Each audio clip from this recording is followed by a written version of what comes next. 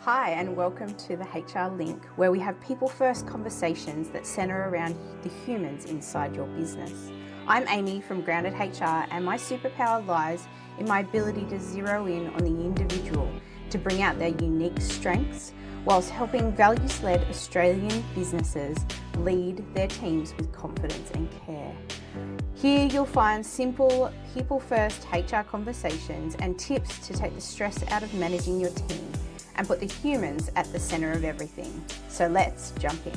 Hello and welcome to another episode.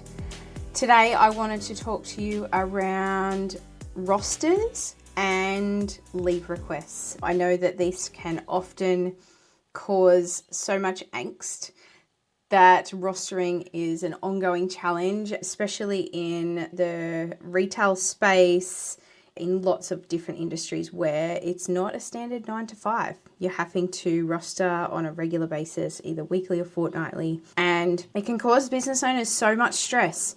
And it doesn't need to be, but I want to point you in the direction to make sure that there's some really good considerations and structures in place that can help you to make this process a lot less stressful. Managing leave, managing people off, managing casuals can be a logistical nightmare. I totally get it. I have done rostering myself. I have done leave approvals and requests and trying to balance fairness with coverage and making sure that we're compliant, that you've got enough people on board at the right times when it's busy, managing long weekends and public holidays and the holiday period. I don't know when this episode is exactly going to come out, but we are in the December, January crazy period where people want to take heaps of leave. Kids are off school holidays. There's all the things that are impacting on the way that we schedule work.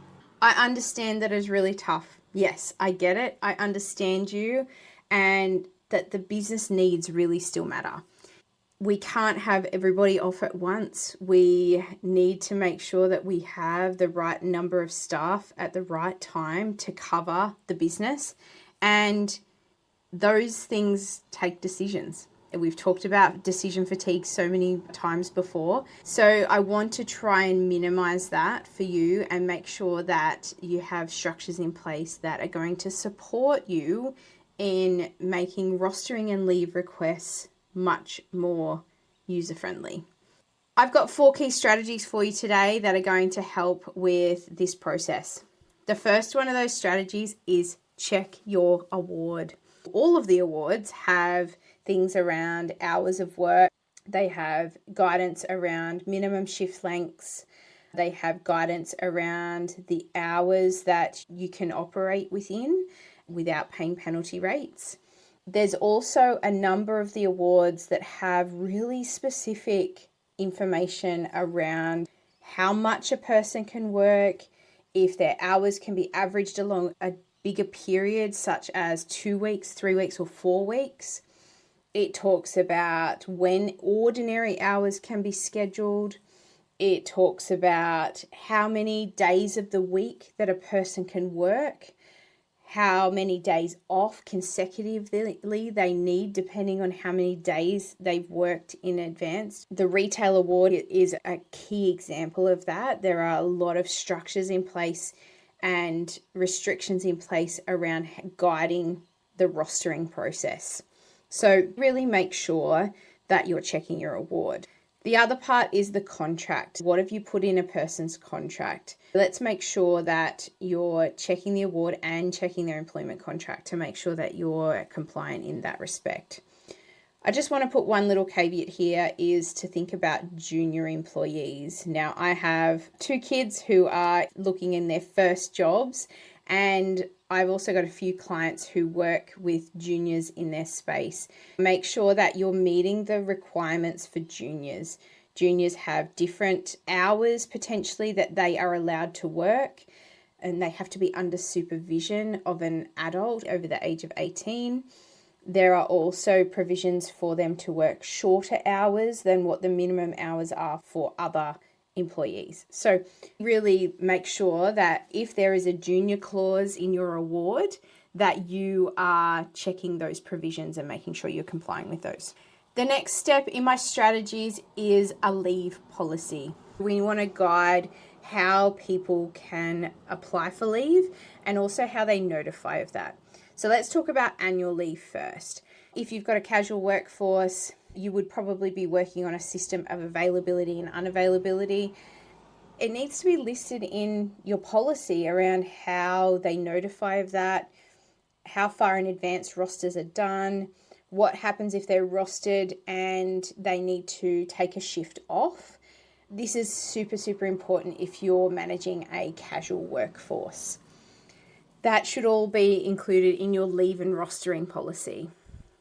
The other thing, annual leave. If you have permanent employees, then they will be accruing paid annual leave.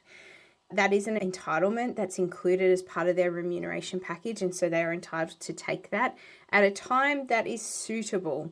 Suitable doesn't mean not inconvenient. So you can't necessarily decline it if it just is inconvenient for you as the business owner. This is why having a policy in place is really important. You need to have in there how far in advance they have to submit their leave request. So many businesses do their rostering either a fortnight or a month in advance, and quite often you need to be able to cover that person when they're off. So that means dipping into your casual workforce, or if you've got permanent part-timers who might be able to work some extra hours and cover. They need to know how far in advance they need to submit those leave requests. I would suggest at least a month, depending on how long they're taking off. But a month is a really good time period for them to submit, but also for you to then look forward and approve that leave request. The leave policy should also talk about the approval process. Sometimes there's people who are competing for the same time of year. Now, I'm talking about periods like between Christmas and New Year, attached to long weekends, school holiday periods, where there might be a number of people that are applying for leave in the same period. You need to talk about in your policy how you handle that. Is it a first come, first served process? Can they only apply 12 months in advance? How many people can be off at a time so that they know in advance that there's only going to be 2 people who are approved? And if there's 5 people on the team, then there's going to be 3 people who are potentially working at that point in time. So you need to outline how that works. Also, it's a really good idea to have guidance in there around consecutive years. So I've had in the past where a person who's really on to putting their leave applications in, and they get their application in first every single time. Now, if you were to work on a first come, first serve process, then they're always going to get their annual leave approved for whatever that busy time of year is. Now, is that fair? Probably not. So it's great to put in a provision in your leave policy around that you can't have consecutive years off to ensure fairness, that if you had between Christmas and New Year off last year, then chances are your leave application for this year is not going to be approved unless other people don't apply. Having those things means that you don't have to make decisions. You just have to reference the policy and you follow the process and you do it once.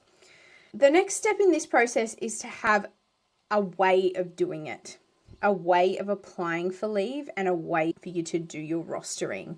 There are heaps of great tools out there that allow you to roster shifts, for people to put unavailability in, for them to put their leave requests in if they're permanent employees, to approve them in there so that we haven't got pieces of paper flying around.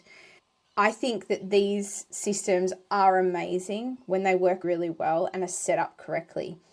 You also need to make sure that there's training available for the employees and they understand what the process is. And again, this should be outlined in your policy.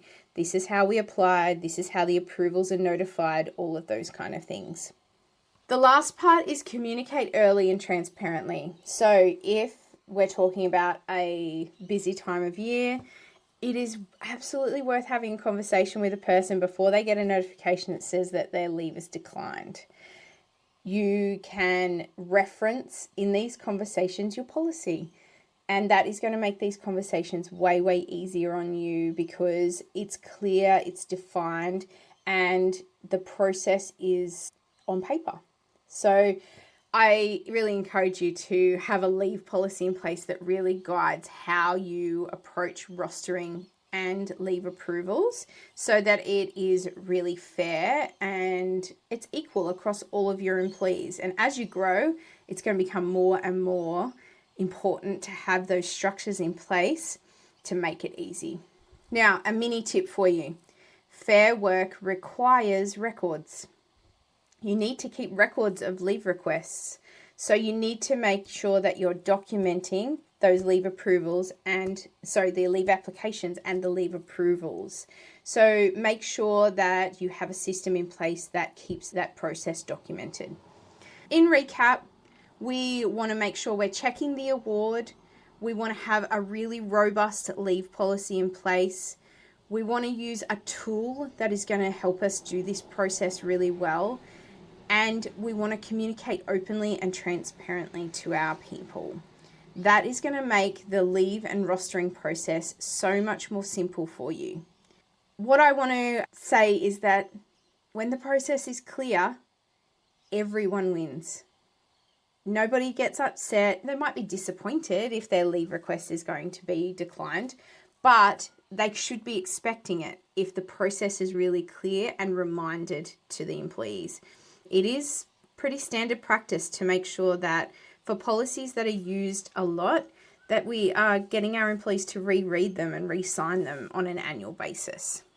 If you would like extra support to talk about templates, systems, leave management strategies, all of those kind of things, these are the things I support my clients with inside the HR Link. The HR Link is a service that has been built for all business owners. It allows you to have one-to-one conversations with someone like myself who understands your business, who gets to know you, who provides the right answers for your business, for your award, all of those kind of things. So if you would love to have a conversation about whether the HR Link is the right thing for you, I will make sure that the link to get in touch and have that meeting is in the show notes. I hope that episode has been helpful and I will chat to you soon. Thanks for joining me today on the HR Link. If you found this episode helpful, make sure you hit subscribe or follow so that you don't miss out on any future episodes. We always aim to help you lead your team with confidence and care. And if you're ready to take the next step, I encourage you to explore the HR Link. It's your HR partner in your pocket. We provide practical, people-first support to Aussie Australian businesses. You'll find the link below. But up until next time, keep leading with clarity, care, and confidence, and we'll see you then.